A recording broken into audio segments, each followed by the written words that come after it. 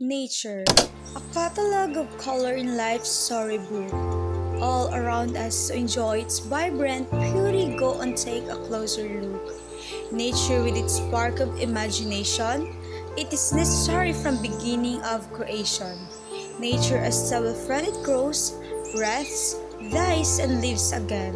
The path of evaluation living among us, humble, wise, never in vain.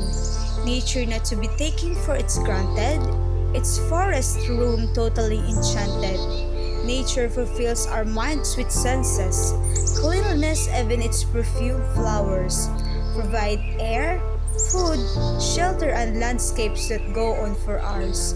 Nature, the physical, the material force, we need each other, it's a matter of course. Nature beware its natural few human behavior. We have the power to be nature's friend, build the foundations to be its savior.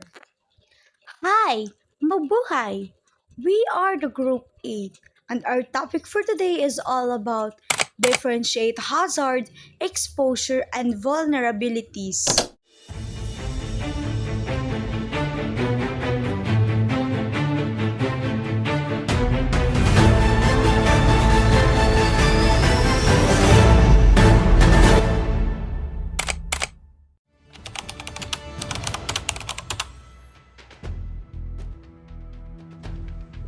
Hazard.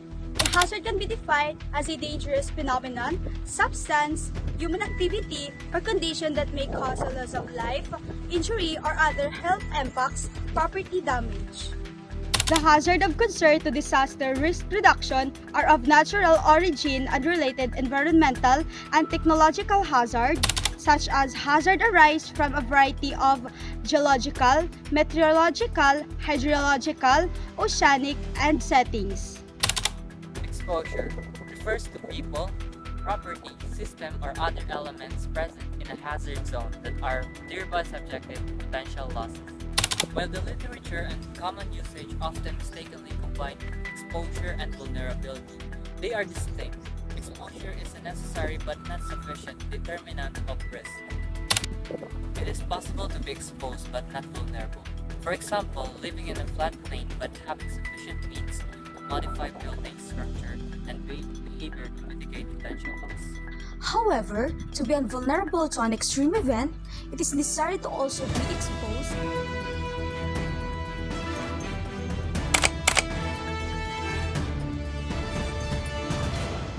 The essential facilities are educational facilities, medical and healthcare facilities, emergency response facilities, government offices, recreational tourist facilities, places of worship like churches, banks and financial centers, markets and shopping centers, and cemetery.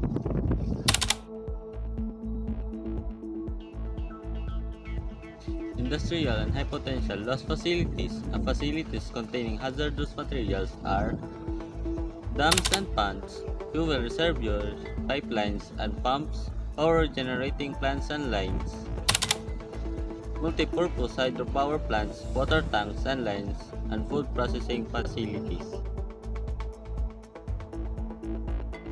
The transportation lifelines are highway, bridges, railway, tracks, and tunnels, bus facilities, port and harbor facilities, airport facilities, and runways. The utility lifelines are portable water facilities, wastewater facilities, oil and natural gas facilities, electric power facilities, and communication facilities.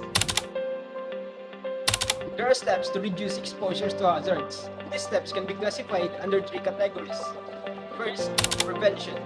Steps that can be taken to eliminate hazard or exposure to the hazard. Second, mitigation. Steps that can be taken to reduce the hazard or exposure and vulnerability of the elements exposed to the hazard.